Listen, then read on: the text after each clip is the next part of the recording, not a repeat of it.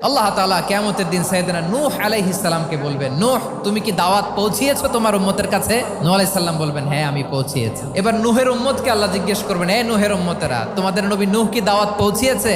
নূহের উম্মত বলবে, না আল্লাহ, কোনো দাওয়াতও আমরা পাই নাই, আপনারাও চিনি নাই, জান্নাতও চিনি নাই, জাহান্নামও চিনি নাই। নূহ আলাইহিস সালাম বিপদে পড়ে যাবেন। তখন আল্লাহ বলবেন, নূহ তোমার পক্ষে কোনো সাক্ষী আছে? নূহ আলাইহিস সালাম বলবেন, আছে। কে?